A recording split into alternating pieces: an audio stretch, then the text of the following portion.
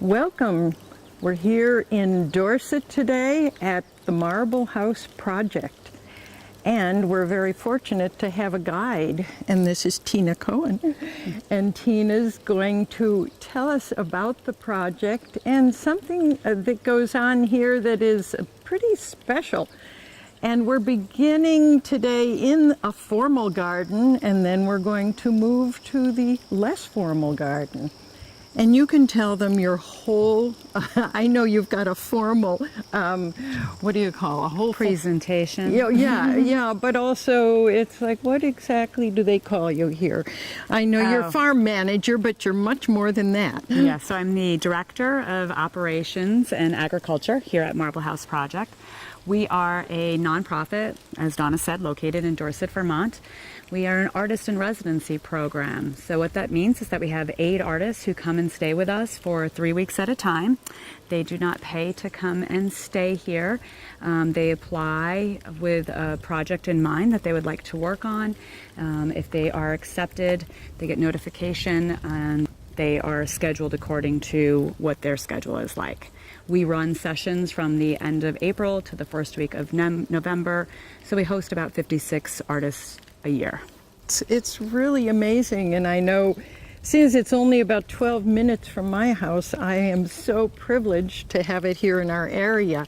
And of course today we're not meeting artists, even though that's usually what's going on here, but instead we're seeing the gardens, because the gardens are also part of the project.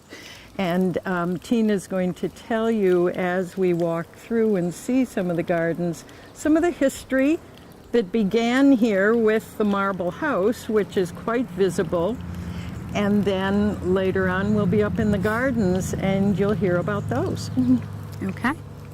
So to first start with a little history, we're down in the formal gardens. So there's 2 features to the house. There was the older part of the house, which is referred to by locals as the Old Stone House, and it was built in circa 1820 by the Manley family. It was quarried from Dorset marble right here on the property, and at that point they weren't using machine quarrying techniques. It was all hand chiseled, which you can tell by looking at the house, the hand cut versus the later additions that were machine milled. So the Manley family owned it until around the 1870s. It was one of the many quarry homesteads in this area. Besides the quarry that the house was mined from, there was a full-scale production quarry on this property, like so many other quarries in this little marble belt. In the late 1870s, the Danby marble mine went around to all of the smaller marble production mines in the area and bought up what is known as their mineralization rights. So they bought up their rights to quarry or mine those properties, and then they went around and shut each quarry down, thus making them the largest supplier of marble within the area. And many of us don't even realize it, but they are the largest underground marble mine in the world, and it encompasses more than 35 acres. Wow. It's pretty astonishing. So the house had a few owners. A gentleman by the name of West purchased the house, and he was quite known in the area. This is Dorset West Road. It was named after him, Mr. West, and then there's also another inn down the road, the Marble West Inn, which was also named after him. He owned that also. So he was an entrepreneur and a real estate person in the area during the 1900s, and he was contacted by a gentleman by Edwin LaFave who wanted to look for real estate in this area. He was the Panamanian ambassador to Italy and Spain, and his wife and his 2 young sons wanted to have a summer place to get away from New York City. He had one son who had breathing issues, and the doctors had said, get him into clean country air. They had other friends who had moved to this area or had summer homes within this area and decided Dorset was the place for them. So the story goes that they were driving around looking at houses, and a big afternoon thunderstorm came in, as they often do, rolling through the hills, and they quickly took shelter in the old stone house, and this big thunderstorm rolled through. And Mrs. LaFave turned to her husband and said, "If this house can withstand that storm, I want it." So they negotiated back and forth, and in 1908, the LaFave family purchased the property. The first thing they did was they did a one-story addition onto the house, which was not marble at that point. It was clapboard siding.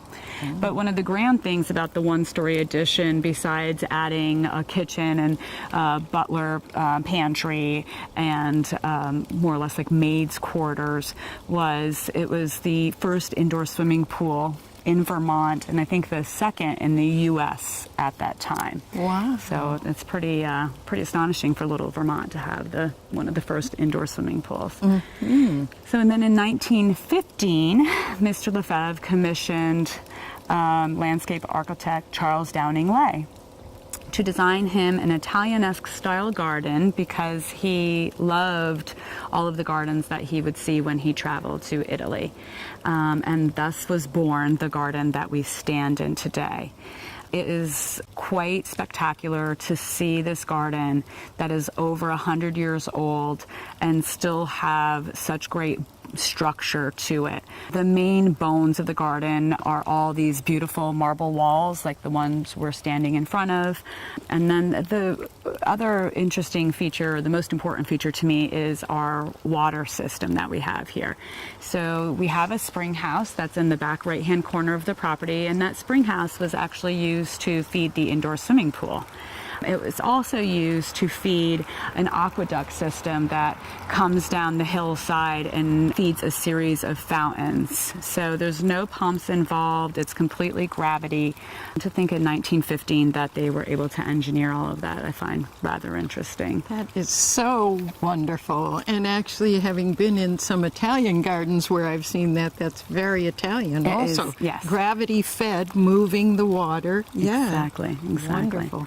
Mm-hmm. So then in 1926, they decided that they needed some more space. Their children were growing, and they did a second-story addition onto the home, which added several more bedrooms, each with their own private baths that were completely done in marble, and then a large upstairs living room, as we refer to it. They referred to it as the chapel, and a master bedroom suite. And it's at that point that they had clad or veneered the whole exterior of the home in cut marble that was actually from a mine in West Rutland, since there was no more local. One of the interesting things to me as an artist are these planters. Can you tell us more about those? I sure can, Donna. So we have 26 of these hand-carved planters throughout the garden, which, looking at the detail, I find amazing, again, back at that period of time in 1915, knowing that they didn't have air chisels or any of the other nice tools that we have today for doing stone carving. And most of them are of geometric patterns, but the two that we are near are a little different than the rest. So a few of them have animals on them, and we can see the swan right next to us. And then a very select few have the sailboat. I think we have 3 in total out of the collection. And in the mast, or in the large sail on the boat, is Mr. LaFave's initials. So it's the E for Edwin and the L for LaFave.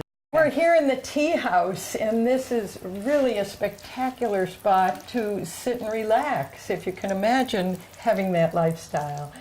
And Tina's telling me about the inscription that we see up here in the center, which has a date of 1915, and she'll tell you more about it. So there's this really beautiful inscription carved into the marble in Latin that says, "Good friends and few books," which I really feel was how he spent his time in this tea house. We're referring to Mr. LaFave, of course. He would sit here with a few friends in the afternoon, having a drink and smoking cigars, and you would often find him in some of the photos we have sitting here reading a book.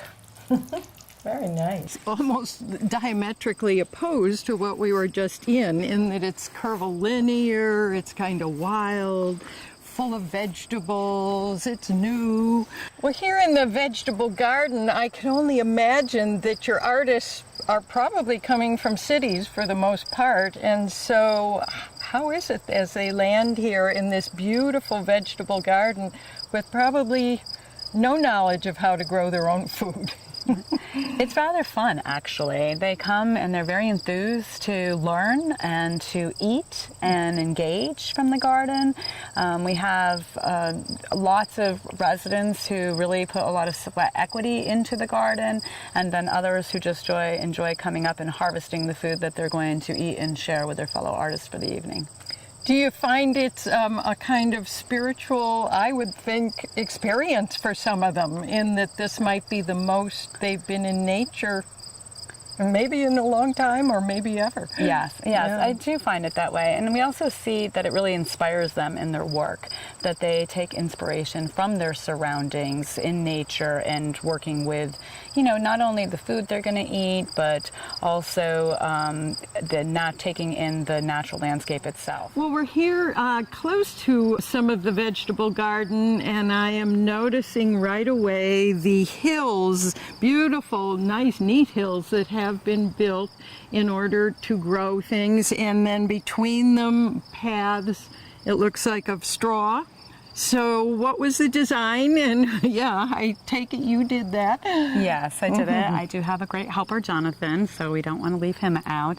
But the design concept behind it is actually the basis of permaculture principles. The hill and valley system is so that the valleys will collect the water during heavy rainfalls. The hay helps to keep the moisture in those valleys, and also is great for weed control and easy on the knees when weeding and harvesting. But the point really of the hill and valley system is to keep the water at the root system level. So the hills, the soil heats up faster, drains quickly, but then it makes, the roots go deep. And then at that depth is the lowest point of the valley where the water would be sitting. So it's really almost like in the Roman times, an aqueduct system to water your crops. Beautiful. Wow.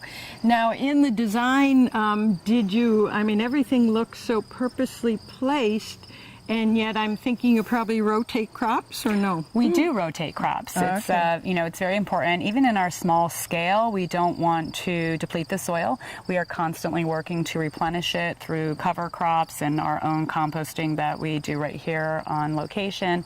So certain plants take out certain minerals, and you have to be careful not to grow them continuously, or else you'll have, for instance, no calcium left in your soil if you constantly have tomatoes there, or some of the other trace minerals that certain plants need. And then, of course, it's very visible now here in August that you have beautiful flowers also.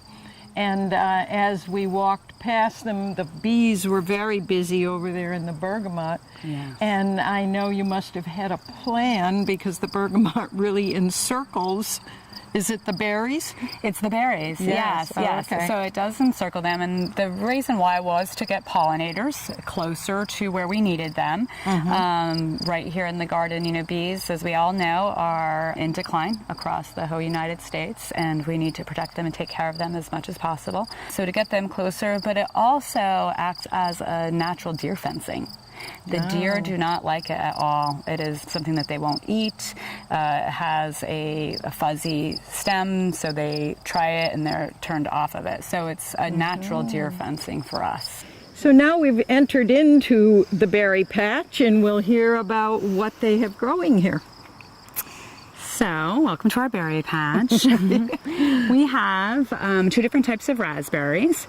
We grow an early season red raspberry that starts production usually around the end of July, maybe even mid-July, depending on how our growing season goes. And then we have a fall blooming gold raspberry, which is just starting to come into fruit now around the end of August. It really will be at its peak in early September. The other thing we have several different varieties of blueberries. So we tried to make sure that we had a long fruiting season, and we have early, mid-season, and late blooming or late fruit production blueberries. Wow, very nice. Now I have to ask, as a gardener, do you cut down the raspberries We go through and we will, in early spring before they leaf out, so usually March or April, we remove all the dead canes first. We will then tip back the older canes and thin the canes to about 12 inches apart. Okay. So I've found that that really works for me, and I mean, I never know, because in Rupert this morning it was 46 degrees, Yes. and even though now it's close to 80, and so I never know what other people do, but I've found that cutting them back, mine are fall bloomers, Yeah. and boy, does that work. We get loads of them. Yes, yes, definitely. And now also it's so interesting for me to see that this is wild bergamot that you have, that beautiful lavender. Can you tell everybody about that? Sure. So it is our native Monarda didium, or also known as wild bergamot. The reason why we planted it surrounding, besides being a great natural deer fencing, is to attract pollinators into the garden. To increase the amount of production that we're getting from our fruit crops. So I would estimate without it, we would probably lose or not have, at least a third of the crop, if not more. Okay. It really does get the pollinators where we want them. And now I have to ask, being a blueberry grower, how come you don't have to fence them at all? I mean, cage them. Yeah, don't the birds come? The birds do come, but we actually use a technique that my French-Canadian grandpa used, and that is pie tins. We use little stakes to put them on and attach them to a piece of wire, and between the reflection and the sound they make on a windy day, it keeps the birds away. And it's actually, it's really interesting, because when the berries were young and they were green, we didn't think the birds would start eating them at that point, so we hadn't put our pie tins out, and we had robin that is always here, nests in the same spot every year, and she was in here devouring all of the green berries. Even the green. Even the green. So we immediately got the pie tins out, and she took off.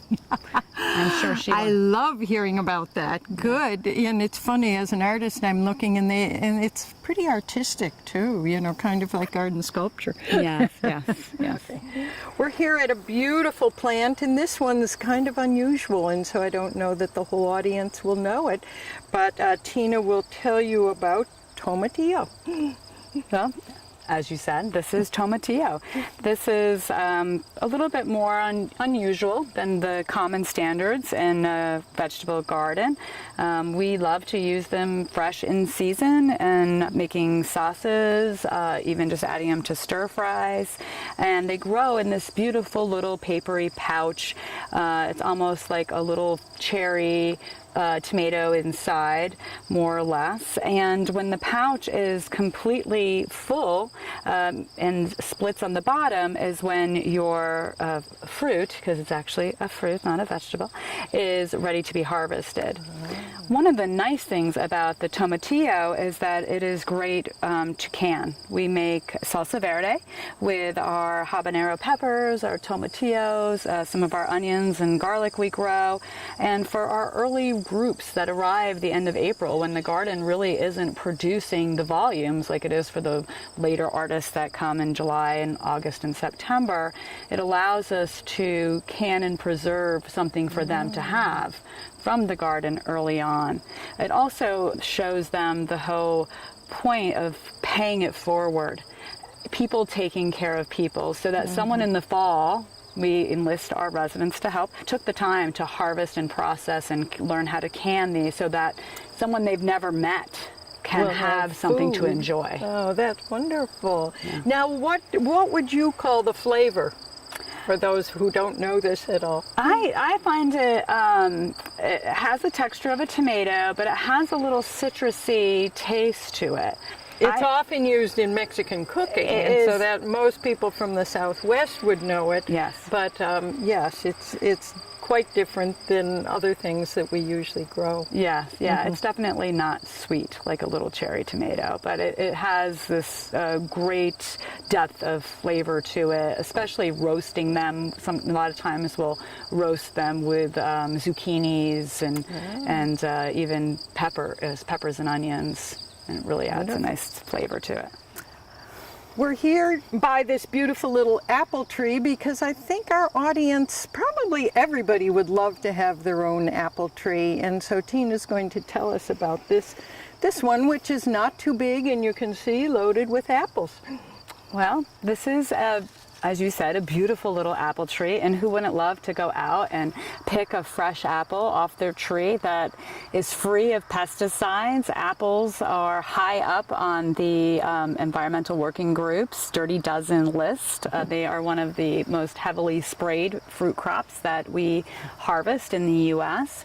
So it's really great to be able to have your own trees and grow them in your own garden. The beauty about this tree is it is a dwarf columnar. So even someone with the smallest of gardens could have this little tree in it. Its maximum size is about 10 feet tall by 3 feet wide.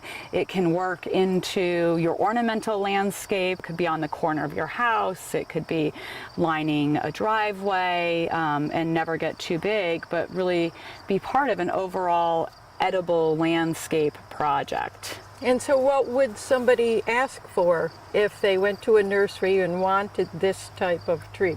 So they are referred to as columnar apples, and that's what they would look for. There are several. Because it's a column. Because it's a column, But exactly. it's a dwarf tree, so it's only going to be 3 feet wide? 3 feet wide, 3 to 4 feet wide by 8 to 10 feet tall would be its maximum size. Wow. Which also, thinking as you age in life, who wants to climb up on that high orchard ladder and go into a mature apple tree to pick? So this is something that is easy to harvest from at that size. And as you can see, I mean, it's a very young tree, has been here for about 3 years. It's probably 6 years old in total, and it is producing quite a bit of fruit.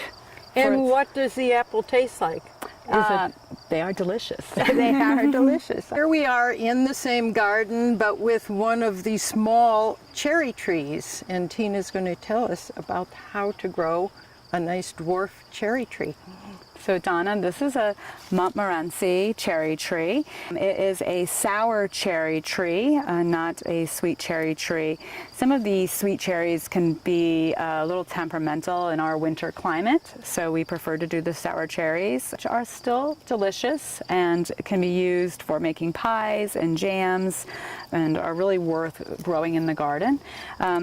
As we were talking before, it is something that could be used in the small scale landscape. It maxes out at about 10 to 12 feet by around 8 feet wide. Again, makes it extremely easy to harvest and maintain in a smaller landscape. And it's pretty.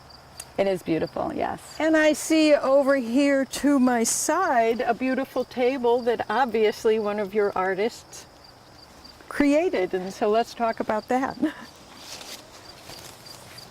So this table, as you said, was created by one of our artists 2 years ago. So the concept behind it was to place it amongst these cherry trees so that people could sit here when the cherries are in bloom and be with the bees.